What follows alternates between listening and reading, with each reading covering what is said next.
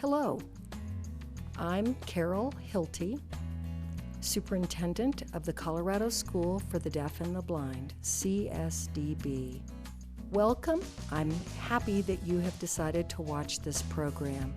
I hope that you enjoy it. We welcome your feedback.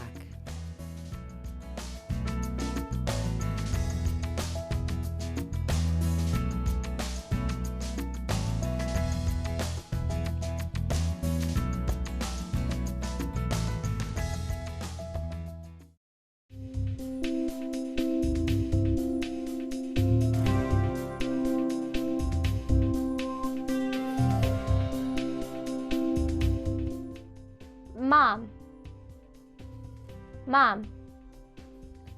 Mom. Dad. Dad. Dad. Mom and Dad bought new bikes for us. Mom's bike is green. Dad's bike is black. My sister's bike is purple. My bike is blue. My brother fell off his bike. My sister rides her bike too slowly. Mom. Mom. Mom. Dad. Dad. Dad.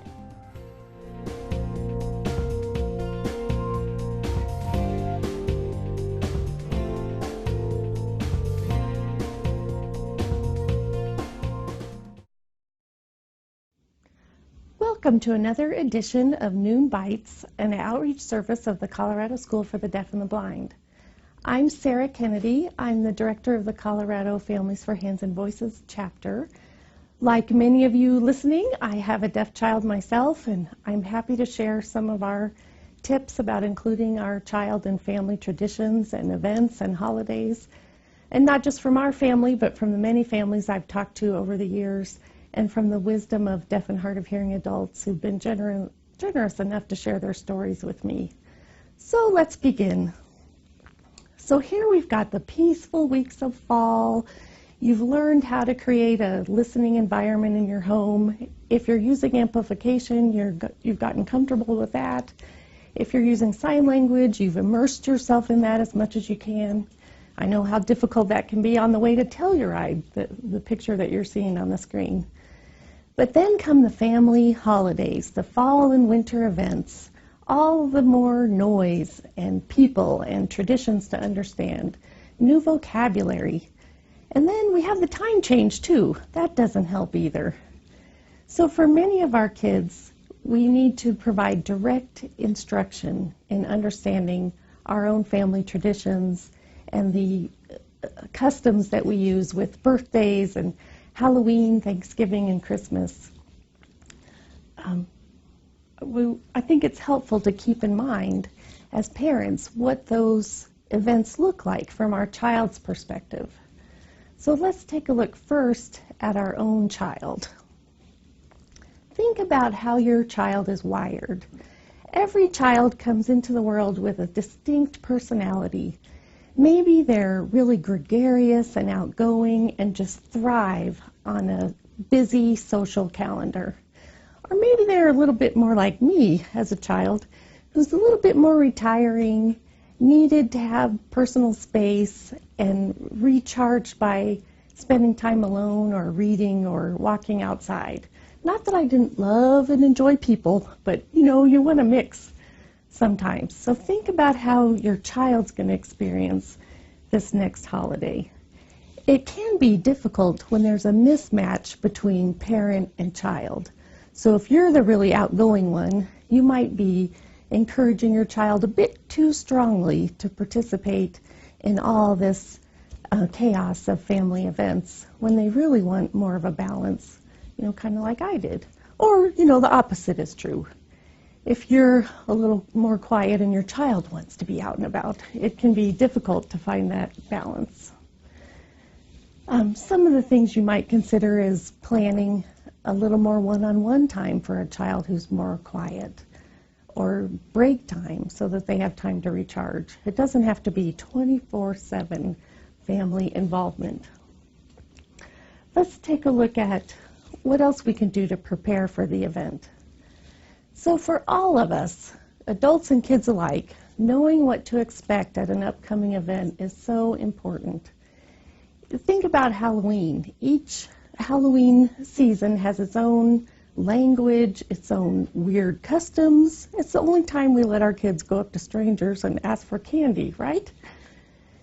This child in the picture might be a little more frightened if she didn't have the adult wearing a costume that kind of lets her see a face and maybe use a little speech reading. So that's an example of a nice accommodation, of a change to something that, they might not have thought of. Deaf adults have told me that masks and even face paint can really obscure how they read a person's communication. It's not just words that we say or sign, it's all about facial expression, tone, position, and all of that can be obscured when we've got these giant masks on or weird makeup, right? Certainly, a child has the right to decide what's fun for them. So if you have a child who's especially nervous about all this costume stuff, you might decide you want to visit the park that has the daytime event, so your other kids maybe can enjoy the more typical Halloween season, and keep that child home to give out candy or do something else entirely different. It's a chance to reinvent the holiday to best include our own kids. The scary dark night can be another issue as well. The idea of trying to speech read or use your listening in a dark situation just makes it that much more difficult. So the use of, some cheap flashlights can be a really cool toy, and it can provide greater access. My own daughter still really loves Halloween, but I think she's all about the candy. So she's not working on communicating with people so much as focusing on her goal of getting to as many houses as possible and helping the candy last until, Easter. Let's talk about next understanding who's going to be at the event. So in this day and age, with all the digital photos that none of us print anymore, they're all on our computers, we can really show our kids who to expect is going to be at any given birthday party or reunion. And we can use some visual aids as well. So I like this family chart on the left here. It not only includes the names and the relationship, but even some of the nicknames. So we know Grandpa is also called Bud. It's hard for our kids to catch the first name, let alone any possible nicknames and what other people call each other. So that's a nice option. You can hop on Facebook ahead of any family event, and if families are involved in that, social media, and give your child a clue about who they might expect to see at the party and a little bit about their stories. And that's good for all of our kids when we expose them to family members they don't see very often, or, friends visiting who will be coming in from out of town. The other picture on the wall is nice, too. That's something that could be up year-round and help show the relationships between various members of the family. There are quite a few deaf adults who told me, it wasn't until I was in my 20s that I really realized who was related to who and how, especially if they had a really big family. So that's something that can jumpstart that knowledge. Another idea I have heard is for Thanksgiving, for example, involve all the kids, including your deaf and hard of hearing child, in creating placemats for each person. They'll write the name and maybe a few things they're thankful for that individual, and then it gives them an impromptu seating chart for the family dinner. And I don't know if your family's like mine, I always had to sit at the kid table, so it was a while before I learned who everybody was at the big table. And two, you might ask your child, where do you feel the most comfortable? Sometimes sitting at the kid table with kids who haven't become familiar with hearing loss, don't understand how best to communicate, maybe don't have very good language themselves, isn't the best choice. A child might prefer to sit with the parents or across from the parents. And if you're signing, maybe the parent can sign everything they say at least. And I know my daughter would say half a conversation is better than none. So something to consider with each child. Certainly that wouldn't fit everybody's personality. Let's talk about understanding, after we look at the who, let's talk about the when. So it's important to directly express how long the event is going to be, how long it lasts, when does life return to normal, and the where as well. Where are we going, and why, of course. And we have to teach our kids to ask the why. That's something, it seems like kids with hearing loss don't naturally develop quite as quickly as hearing kids. And yes, you will maybe regret teaching them how to ask why, because those questions will come. Why this? Why that? But it's a really important part of their development. So looking at the when, all of us feel more in control of life when we have an idea what to expect next. So if you're outside of your normal routine and you're with family, say like we joined our extended family for a weekend at a cabin, so everything's a little bit up for grabs, but we still tried to post a calendar in general of what a child could expect that day. We're going to do the hike, and then people who want to fish can do that next, or you can come back and hang out and do puzzles or whatever at the cabin, and we'll meet back for dinner at 5:30, or have some idea what the day's going to expect. And then, too, it's really important to share if there's any change in the plans. More than once, we've had a little breakdown at our house because the communication went fast and furious, and we didn't make sure everybody knew, no, we don't have time to do this, we're going to go to the movie instead, or whatever the change is. So make sure you communicate that as much as possible. The map there I bring up because my daughter went with us on a trip to Kansas, and we went to a different town than usual. Her parents live in one city, her grandparents, and we went to a different place. So she was just so upset as a 6-year-old. We're not in Kansas. You told me we were going to Kansas. And it just reminded me that I hadn't explained to her about states and cities and counties and all of that. And traveling is a great time to share through maps, through GPS, through whatever means, where we're traveling and where we're going and where people live in relationship to that. So this picture the family put up where their loved ones actually live all over the country. What a great geography lesson to use really important people in that child's life.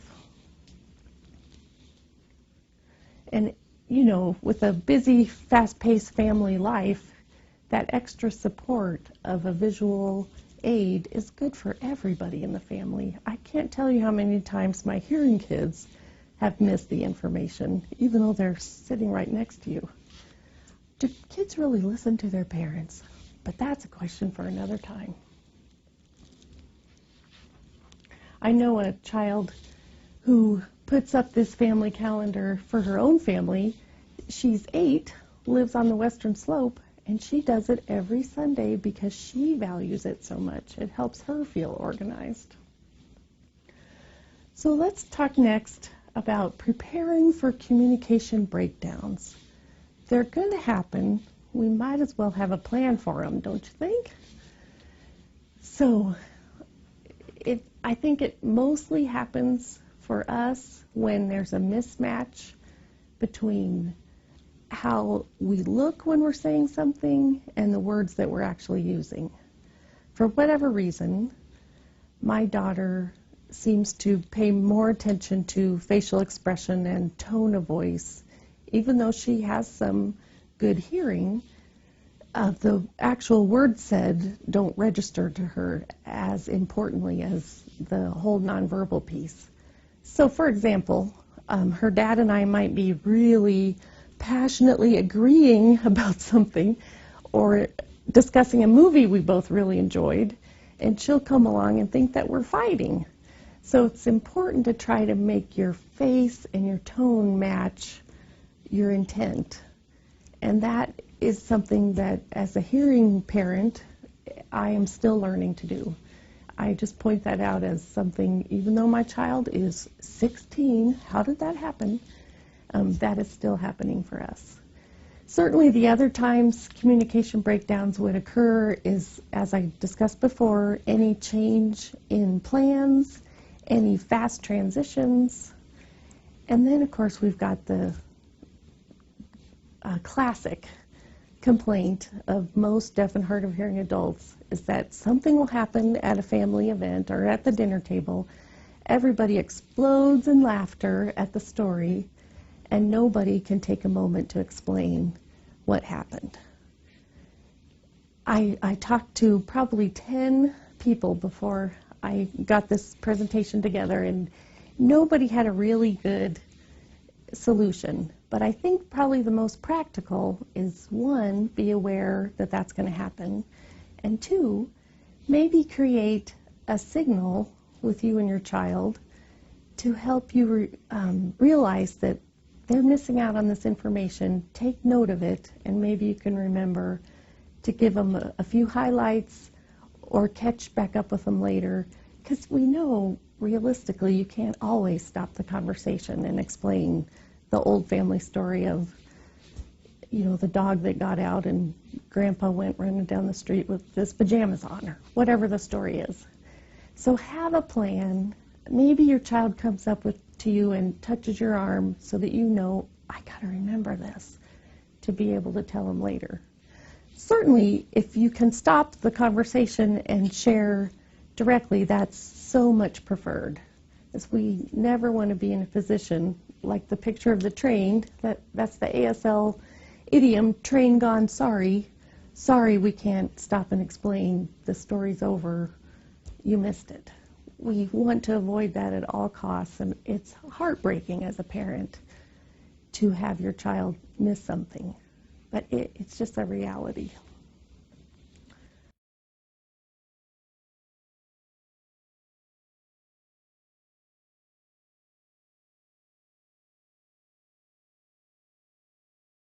I think, too, just checking in with your child at least a little bit every day. How are you doing? Is there anything we could do better? Is there anything you're not understanding? Are you curious about anything? That's just make sure that feedback loop is open. So next, let's think about preparing the family. So if you're going to visit Grandma and Grandpa or Aunt Paula, sometimes it does work really well to send ahead some signing DVDs if your child signs, especially if your kids are young. I don't know any young child that doesn't love watching those or similar DVDs and learning a little bit of sign to make your child feel comfortable. And then once you arrive, there's a more natural feedback loop for people to realize, hey, this really works. She understood that. And not only that, she taught me some new ones. That has been a beautiful thing in our own family, and I know it's worked well for other families. Certainly, none of our families are perfect. That doesn't mean that your child can't still be included. There are certainly cases where none of the extended family learns your child's mode of communication. We have to make the best of it. And sometimes I think for parents that means getting out of your child's way. They are a unique and valuable and fascinating person. outside of their hearing loss, and we need to get out of their way so we're not hovering and making it seem like this is the only way you can relate to my child is signing. But give other family members time to create their own bond. You know, maybe grandma can't sign because of her arthritis, but maybe she and your child make a tradition of getting up early, walking the dogs, and coming back and making pancakes. Yes, it's not perfect literacy building communication, but it's relationship. And that's important too. I know a family who the grandpa really wanted to relate better with his granddaughter, and they signed, and they lived far away, and he learned what he could, but he also said, I want some time alone with her. I want some time to make a memory. So he got a model that they could build together. She was actually really interested in cars. And they built this model together all that Thanksgiving afternoon. And that's something that girl still cherishes and talks about. So we can make kids feel valuable if we pay attention to them and we let them know we want to know them better. Still, there are some things that you can do, teaching your family about maybe keeping the background noise down so that a child has a chance to use any hearing they might be trying to use. Use visual aids when you're having a family discussion so you can say the person's name or point. Pointing is okay in this situation. Some families really do pass some kind of talking stick or some signal that this is the person who's talking. Because for a lot of our kids, it takes them a while to realize, oh, you're not talking anymore, now it's this person across. Teach your family about closed captioning. Yes, some people will grumble. Sometimes you can't see the sports scores, but it's a small price to pay when a child wants to watch television or a movie with you, to turn those captions on. And I find, and lots of families find, now I can't live without them. So you get used to anything that you are brave enough to try. So preparing the family, do what you can do to teach them about how your child communicates best. Get out of your family's way so that they can develop a relationship of their own. And certainly support sign language if that's the communication mode that your child is using. I think our kids appreciate any attempt, and tell your family that. Don't be nervous if you sign it wrong. I think my daughter knows one sign for each one of us as her family members that she just cherishes because we sign it wrong, but she knows that's the way mom does it, or that's the way dad signs it, and it's unique to us. So thank goodness there's room for mercy and a sense of humor in all of this. Let's look at stories from deaf and hard of hearing adults. So we already talked about darkness at Halloween. We could talk about that too with sleepovers. Some families have a huge tradition of sharing sleepovers. Aunt Sally takes all the kids one night and they do a big kid event. Well, again, the big thing about sleepovers is you get to stay up late in the dark. And it's not a communication opportunity for some of our kids. So again, maybe the little gift of some flashlights and teaching kids, point it to yourself when you're talking, can make a huge difference. And it's a get-to. It's a cool thing. Some other folks told me about family pictures, and that's why I have this picture of Integrated Reading Project Early Years family up. This was totally new to me. Some adults I talked to said, in our family pictures, I was always the kid looking the wrong way, a different way than everybody else, because I didn't know when they were going to take the picture, who to look at, especially if there was more than one. There was just too much noise going on. So you can see, of course, she's adorable, but everyone's kind of looking one way, except for the child, the centerpiece of the picture. So it's just a little extra thing to have someone do a count 1, 2, 3, we're going to take the picture. Or make sure you get the attention of everybody at the camera. Just a little thing. Again, folks told me it's important to give permission to recharge at these events. It's exhausting if they're using listening in a noisy environment, and they just might need some time alone or a quiet activity. So think about how preschools set up centers. There's the circle center and everybody's gathering, and then there's all these other activities going on. Well, you can use that idea at home for a Thanksgiving. The big football game's on, but maybe in the other room there's a puzzle, or there's a kids' movie, or books, or coloring, and kids can have a little more quiet time or one-on-one conversation at that time. So think about that center idea. We already talked a little bit about the kids' table, and the adults that I talked to did indeed say that was really a bad idea because we couldn't understand our cousins. It would have been better if I'd sat next to my mom for a while, So let your kid be the lead, how that works. Again, making room for that one-on-one conversation is how your extended family and friends are going to learn to communicate with your child. I do have to put in a plug for spending some money once in a while.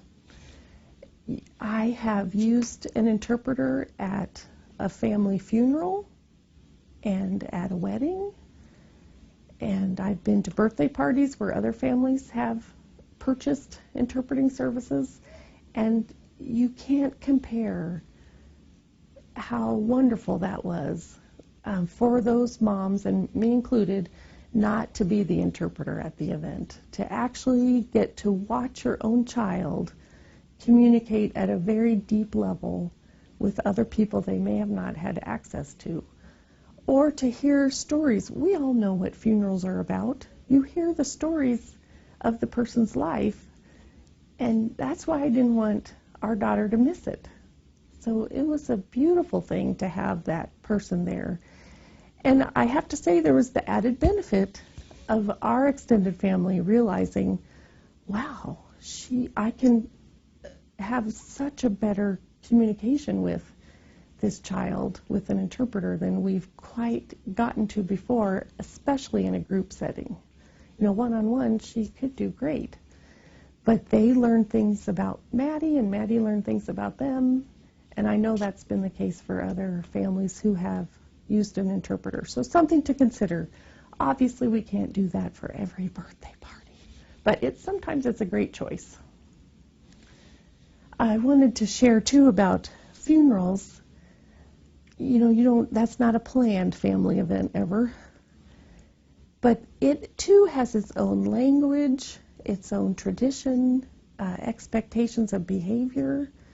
Think of all the strange language you don't use at other times. Coffin, casket, pallbearer. Those are all brand new to almost every child, not just our kids with hearing loss. So a deaf teacher had told me that when he was young, his grandpa had died, and he's standing in line with his mom and the family, and you know how it's sort of a receiving line, and people go through and say, if there's anything I can do for you, just let me know. And after about the 10th person to say that, the little boy, who's now a teacher, said, well, you could come over and vacuum. And I thought, what a perfect example of how a child might need to have a little more direct instruction about how this works. What's the expected thing to say back? And hopefully someone did come over and vacuum. That's what I think. So next, I think the main thing, I love this movie, The Help. So here Abilene is checking in with her charge. They practically raised these kids in the South. And she was saying, you are kind, you are smart, you are important. She had that connection with that little girl every day. And I think that's so important to remember, to regularly check in with our kids. Ask them, is there anything you're worried about? Is there anything we could do better here? They have so much wisdom in them if we just give them a little chance to express it. And I think if you regularly ask, then they'll be thinking, what could I say when she asks me again? So such an important thing to talk about. I think, finally, when I talked about this presentation with other families, some of them said, well, isn't that just good parenting?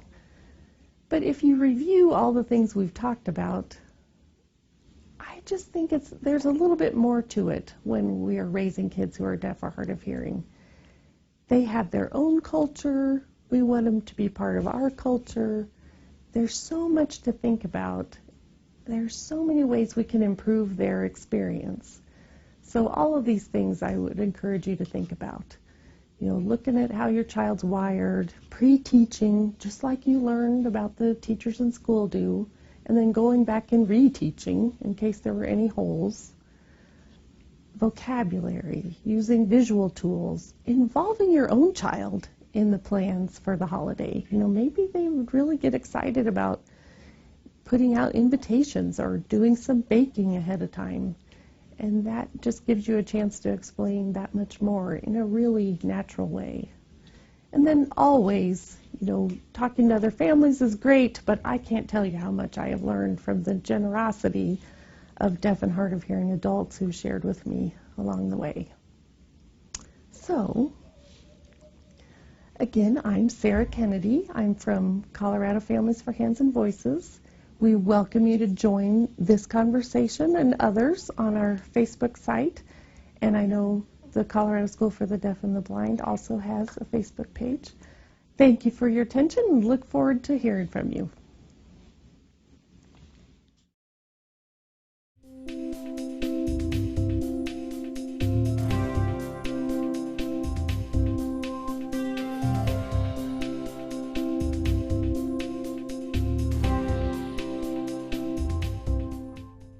Grandpa. Grandpa. Grandpa. Grandma.